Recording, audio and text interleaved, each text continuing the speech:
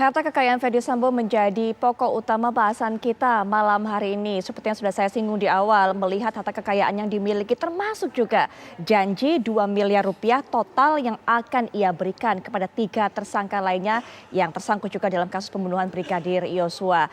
Kalau kita mengetahui ataupun juga membahas mengenai kenapa saat kita melihat situs dari LHKPN, yaitu laporan harta kekayaan penyelenggara negara, kita tidak bisa melihat daftar kekayaan yang dimiliki oleh Ferdy Sambo.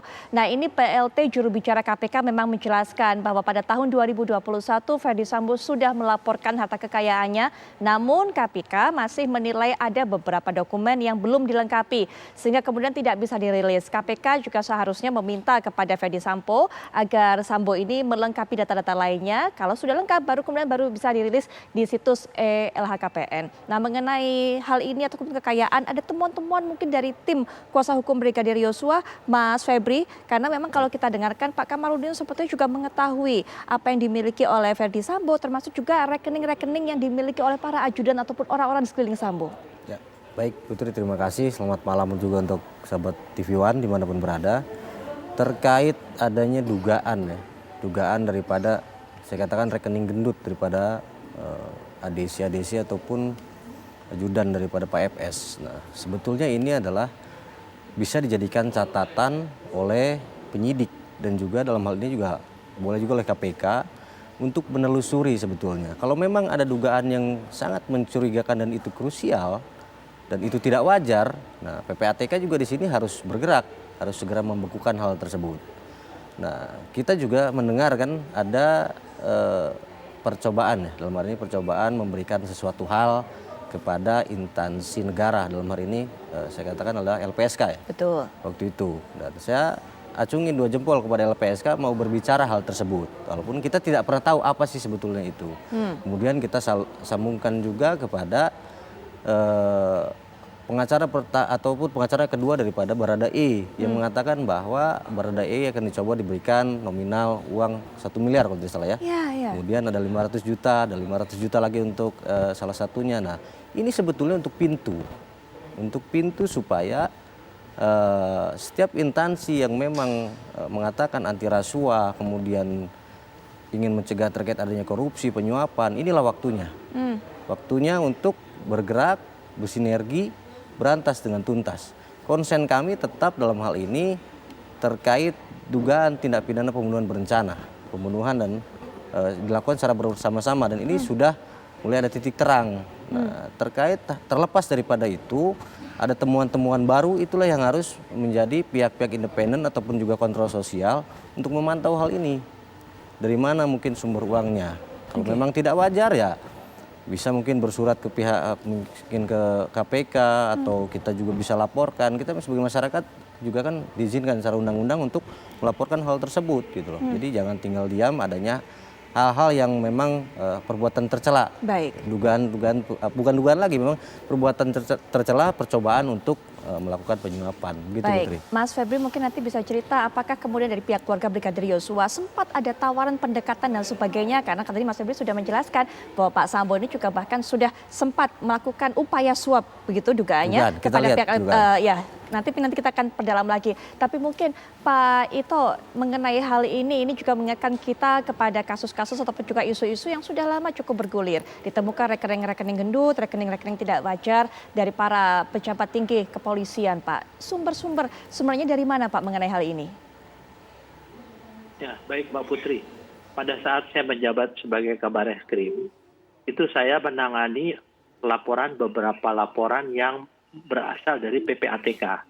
PPATK memberikan sekitar 20-an ya, bahwa rekening yang tidak wajar yang dimiliki oleh para anggota Polri, bukan hanya Pati saja.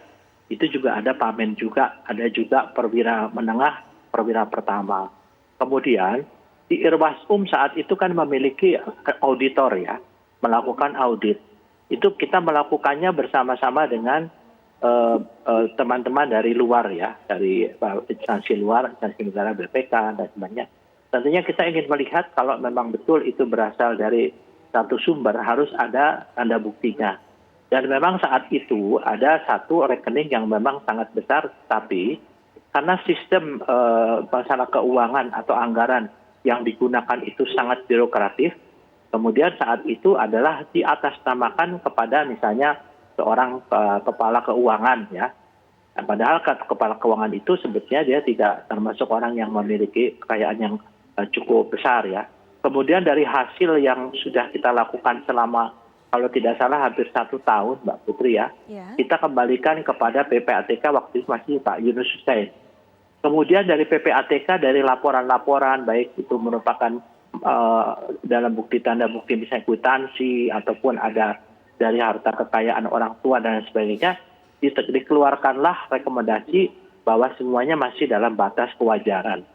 Sehingga rekening gedung saat itu tidak menjadi permasalahan.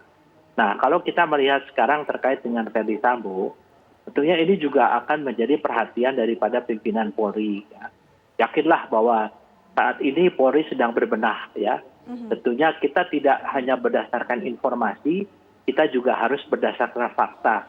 Jadi kalau misalnya satu anggapan, dia ingin melakukan satu penyuapan, itu mungkin menurut keterangan yang akan disuap tentunya harus ada bukti-bukti. Tadi saya sependapat dengan pengacara daripada Brigadir Joshua bahwa tentunya yang dugaan-dugaan itu harus dibuktikan. Kan sama juga dengan dugaan dari teman-teman yang dari kuasa hukum adanya 340, 338 kan sekarang sudah terbukti. Tapi kan semuanya harus dibuktikan Mbak Putri ya dari fakta-fakta. Jadi tidak hanya berdasarkan keterangan saja, berdasarkan mungkin informasi. Dan saya yakin bahwa Pak Kapolri, Pak Mabes Polri ini betul-betul untuk masalah ini sedang melakukan pembenahan secara internal ke dalam. Karena ini kan menyangkut marwah institusi Polri ya. Saya kira kita juga masyarakat, juga publik harus percaya bahwa yang dilakukan ini adalah betul-betul kita tidak ingin mengorbankan institusi ya. Karena bagaimanapun juga seperti Pak Menko Polhukam mengatakan bahwa lembaga kepolisian ini masih sangat dibutuhkan oleh masyarakat. Tapi tentunya kita harus bisa mewujudkan polisi yang betul-betul bisa dipercaya oleh masyarakat dan juga tentunya bisa memberikan rasa keadilan kepada masyarakat. Saya kira demikian Mbak Putri.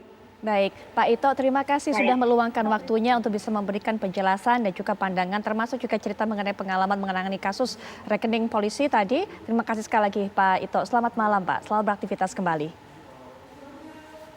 Baik, Pak Ito sudah meninggalkan ruang diskusi kita, tapi kita juga punya narsum berikutnya, ada Bang Saur Siagian. Bang Saur, selamat malam Bang. Selamat malam Mbak Putri. Baik, Bang Saur, langsung saja Bang, bagaimana kemudian kemarin kan kita juga lihat di Tampak ini melaporkan kepada KPK mengenai aliran dana kemungkinan ataupun juga dugaan suap-suap yang diberikan Ferdi Sambo dalam kasus ini. Melihat harta yang dimiliki oleh Sambo yang memang sepertinya berbanding terbalik dengan apa yang seharusnya dimiliki atau menjadi haknya sesuai dengan gajinya sebagai polisi bintang 2. Pandangan Abang? Iya, Mbak Putri seperti saya bilang kan sebenarnya telanjang dari harta yang dimiliki oleh beliau ini bahkan sangat terang benderang kemudian dipamerkan, dan dasar itu sesungguhnya ketika LPSK kemudian bersaksi yang disodorkan amplop itu, kemudian itu sebabnya kami Tampak segera membuat LP, dan kami bersyukur hari ini KPK merilis bahkan akan segera menindaklanjuti dengan memanggil LPSK. Nah sebenarnya uang ini kan terang benderang. Dalam salah satu diskusi saya dengan penasehat dari Kapolri, Saudara Profesor Hermawan Sulistyo atau yang populer dipanggil Mas Kiki, sesungguhnya disebut yang membagi-bagi uang itu kan salah satu penasihat Kapolri yang itu Saudara Fahmi, yang kemudian dia telah diminta untuk segera mengundurkan diri karena sudah mencederai. Nah oleh karena itu saya kira KPK harus segera bertindak. Seperti saya katakan Mbak Putri, ini kan LPSK adalah entry point sesungguhnya. Tetapi kan sampai sekarang ini ada uang yang beredar katanya 900 miliar. Tapi kan Mabes mengatakan tidak ada sebanyak itu. Tetapi Kompolnas mengatakan bahwa memang diduga ada uang yang ketika penggeledahan dilakukan oleh penyidik tim sus.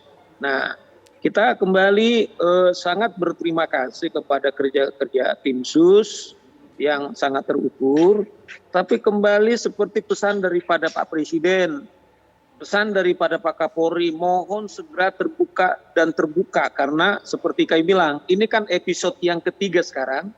Setelah episode pertama pembohongan tersebut gagal, kedua soal pidananya sudah jalan, dan pelanggaran etik yang kami laporkan pada tanggal 18 menurut Mabes akan disidangkan hari Kamis besok lusa.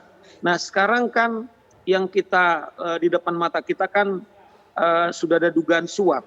Nah LPSK ini sesungguhnya adalah supaya masuk untuk membongkar gurita atau harta jumbo daripada saudara Ferdy Sambo. Segera saja dipanggil setelah LPSK, yaitu saudara Fahmi.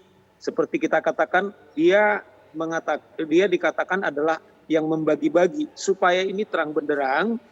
Seperti kita katakan bahwa hak dan kewajiban kita adalah ada dugaan korupsi, kemudian kita laporkan.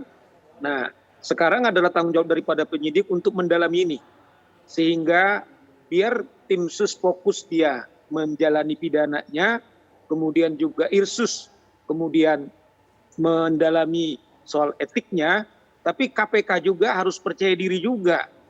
Jangan selama ini memang seperti saya katakan Mbak Putri, sesungguhnya kita berat juga. Tim itu pecah, apakah KPK ini mampu apa tidak, tetapi keputusan kita bahwa lembaga ini masih ada, kita berikan kehormatan mereka untuk menunjukkan marwahnya. Itu pendapat saya Mbak Putri. Baik, Bang Boyamin, KPK ini cukup menunjukkan marwahnya tidak? Kemudian setelah mengetahui ataupun juga mendapatkan laporan seperti ini, nanti mungkin Bang Boyamin juga bisa berikan pandangan, termasuk Mas Ferdy juga cerita. Adakah kemudian upaya ataupun dugaan suap, setidaknya mungkin pendekatan-pendekatan kepada pihak keluarga dari Brigadir Yosua oleh pihak-pihak yang ada di sekeliling oleh dari Pak Ferdy Sambo. Tapi nanti Mas Ferdy termasuk juga nanti kita akan kedatangan ataupun juga secara virtual akan bergabung dari pihak LPSK untuk bisa menjelaskan kembali bagaimana kemudian upaya waktu itu pemberian amplop kabarnya dari pihak Ferdy Sambo kepada LPSK. Tapi kami akan lanjutkan setelah jeda berikut ini. Pastikan Anda masih bersama kami.